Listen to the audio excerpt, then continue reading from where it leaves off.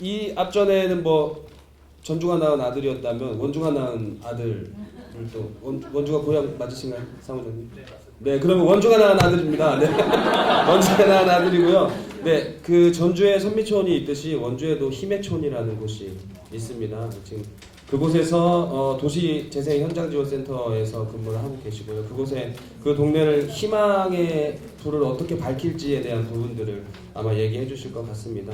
네, 변희령 사무장님 모시고 네, 원주의 이야기를 들어보도록 하겠습니다. 큰 박수 부탁드리겠습니다. 네, 학성동 도시재생 현장지원센터 사무장 변희령입니다. 저는 PT를 2개를 준비했는데요. 오늘 이 자리가 되게 중요한 자리라고 생각합니다. 지금 시의원, 존경하는 시의원분들도 계시고 그리고 시장 정책 특보님도 계셔가지고 아주 오늘 제가 무거운 숙제를 드리려고 간단히 준비를 했습니다. 간단하게 지금 저희 학성동 현황을 짧게 제가 그냥 말씀드리고 정말 하고 싶은 PT를 이제 2번째 좀 하겠습니다. 저희 학성동은 작년 8월에 일반 근린형으로 선정이 되었고 저희 골목상권과 주거지가 혼합된 사업 규모는 250억 정도 되고요.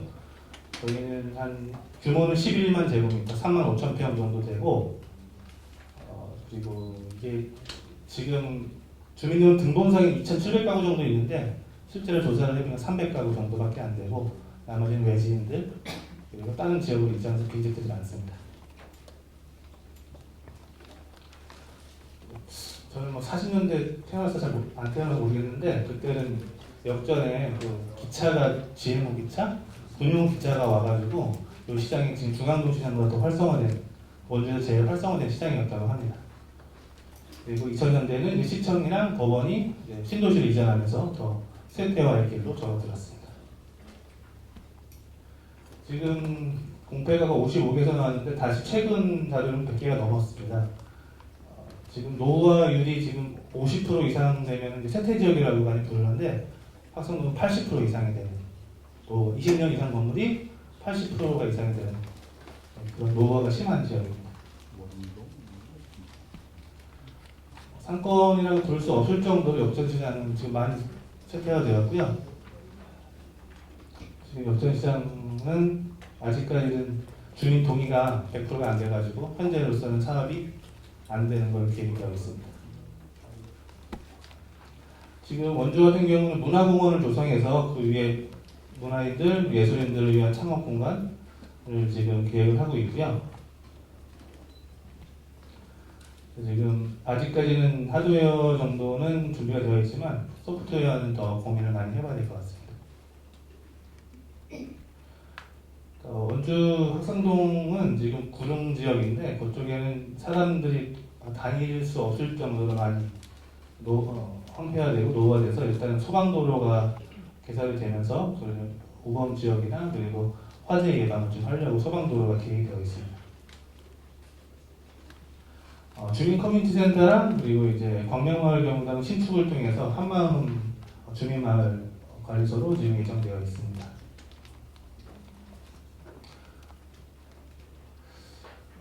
제가 이렇게 짧게 말씀드리는 거는 솔직히 아직 준비가 자신있게 말할 정도가 안 돼서 이렇게 짧게 말씀을 드리고요. 2번째 PT를 하겠습니다. 제가 원래 학성동 그 사무장 지원을 하려고 그런 건 아니었는데 어느 분이 한번 제안을 해주셨는데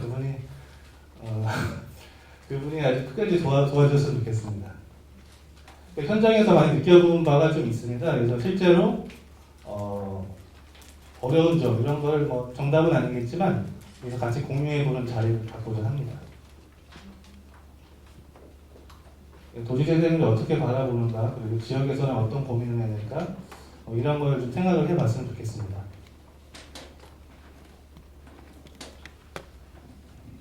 도시재생 사업을 하면서 지금 다 생각들이 많이 다르신 것 같습니다.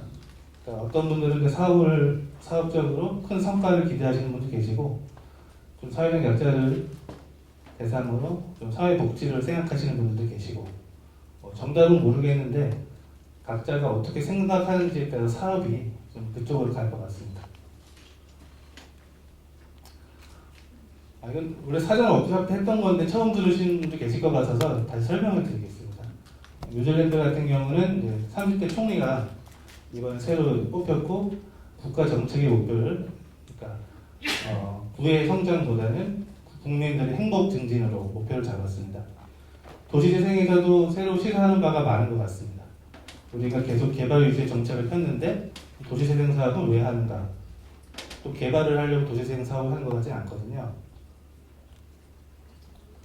그래서 이제 그런 지역에서는 이제 상황이 어떤가를 해보면 이제 당연히 주민의 의견을 수렴하고 그리고 이제 주민이 주도가 되는 사업을 해야 된다라고 얘기를 하지만 현장에서 느끼는 그 소통은 조금 부족한 것 같습니다.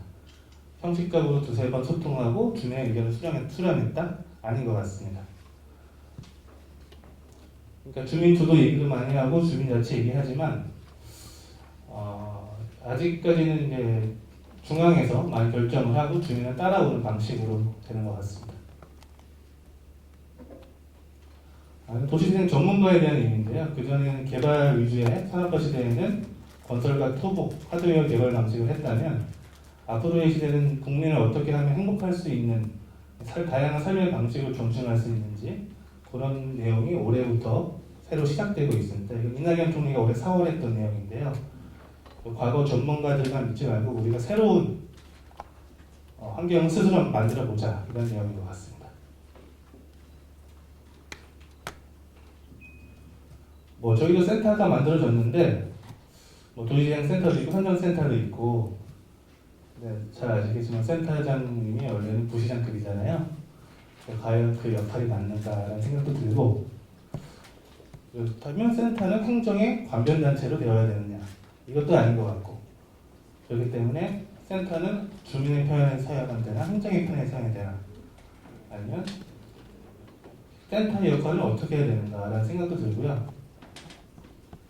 관련 예산이라도 주고서 그리고 이제 센터나 활동가들한테 그런 역할을 기대를 해야 되는 게 맞지 않나. 예산도 없이 무엇을 실적을 내라 하는 게 과연 맞을까 하는 생각이 듭니다.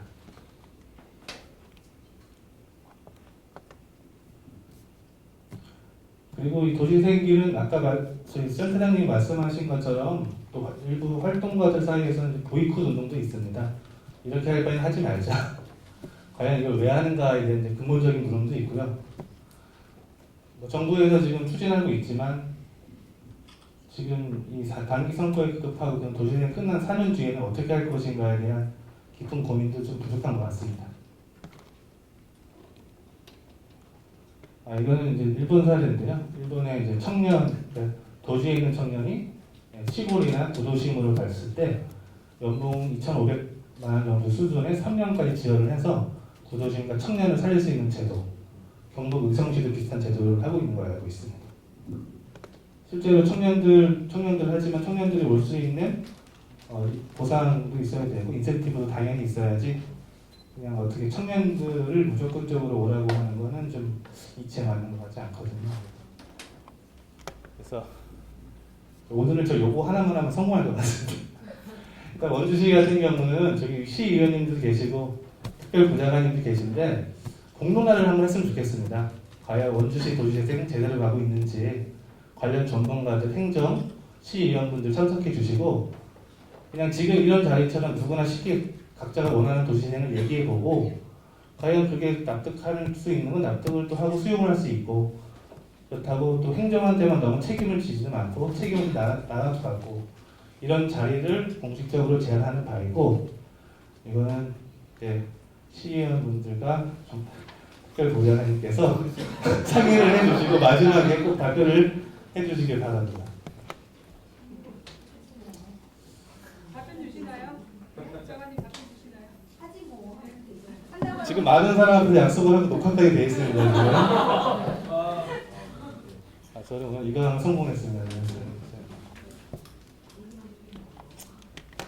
저는 이제 이거 개인적인 생각인데 너무 상업적으로 바라보지 말고 장기적으로 운동을 하는 걸로 했으면 좋겠습니다. 이게 기존에 계속 간섭처럼 해오던 패러다임을 바꾸는 게 쉬운 게 아닌데 꾸준히 천천히 가더라도 오랫동안 지속성이 있어야지 잘 될 것 같고요. 요즘 들은 또 하나의 생각은 그러면 우리 주민들, 현장센터, 뭐 지원센터들은 과연 준비가 되어 있나는 반성도 듭니다, 솔직히. 실례로 주민들 같은 경우는 너무 사업계획서를 남한테 미루거나 본인은 활동 안 하고 걸리면 추구하지 않나 이런 생각도 좀 들긴 합니다. 그래서 과연 저희 센터도 준비가 많이 되어 있나 이런 생각도 들고요. 자기 반성부터 먼저 해야 된다고 생각하고요. 어찌됐건 실패를 하더라도 연습도 많이 필요한 것 같습니다. 그래서 단순히 뭐 우리의 권리만 요구하려고 하는 건 아니고요. 뭐 일단 지속 가능한 게 누구의 목표, 우리의 목표인데 지속 가능하려면 현장에 있는 센터에 있는 직원들도 지금 같은 최저임금 수준의 임금과 보상을 하면 우수한 인재에 대한 많은 사람이 참여를 안 할 것 같습니다. 그런 처우 개선도 물론 당연히 노력이 돼야 되고요. 그래서 어찌됐건 저희가 열심히 노력을 해야 또 보통 대중들도 지지를 해서 그래서 그 기득권주보다 더 나은 역량을 가질 때에만 변화가 좀 이루어질 것 같습니다. 그래서 일단 우리도 노력을 하지만 또 행정도 응답을 해야 된다고 생각이 듭니다. 이거는 요즘 계속 제가 생각드는 거는 전문가 위주의 저희가 환상이 많은 것 같습니다. 예전에는 세상이 쉽게 안 바뀔 때는 한 분야에서 10년, 20년 한 사람들이 그 사람들이 리더를 하고 따라가면 그렇게 큰 무리 없이 따라갈 수 있었는데 세상이 빨리 바뀌고 하다 보니까 한 문제의 한 분야에만 잘하는 것보다 여러 명을 소통하면서 협력할 수 있는 능력들이 더 커진다는 내용이고요. 저거는 이제 정지윤 교수님인데 학부는 의대, 대학원은 공학 박사 여러 가지 융복합을 한 교수 사례입니다. 저는 오늘 확답을 받았기 때문에 만족합니다. 네, 감사합니다.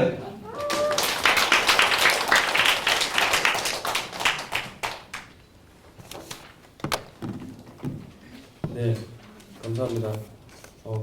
누군가가 이 자리를 통해서 뭔가 일을 해결할 수 있다라는 게 참 훌륭한 구조인 것 같습니다.